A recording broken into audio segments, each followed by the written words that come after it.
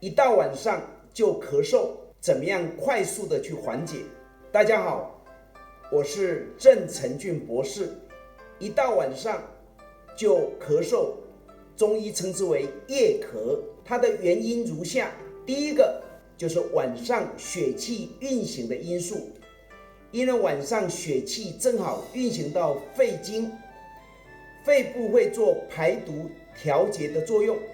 所以会有咳嗽的现象。尤其是晚上的3点到5点，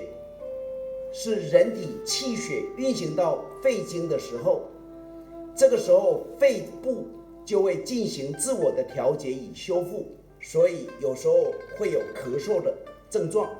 第二个，睡眠环境不好所引起的，室内的睡眠空气比较差，长期关着窗户来睡觉，那么空气中就会有很多的垃圾被吸入肺部，进而引发咳嗽的症状。第三个原因是夜间肺部在排毒，咳嗽可以清理我们的咽喉以及支气管的异物，它也是身体排毒的一个方式。所以凌晨3点到5点是肺部排毒最好的时间，很多人咳嗽最激烈的时间也就是这个时间点。第4点原因是睡觉的时候体位所影响。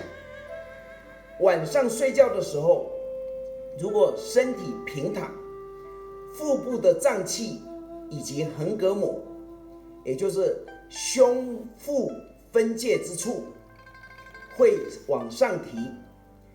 导致肺舒张受限了，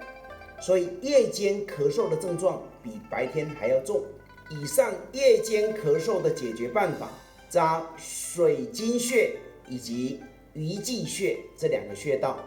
从水经往水通的方向平刺，沿着嘴皮往上刺，两边往上刺的话，这是水经穴的扎法。第二个，鱼际穴。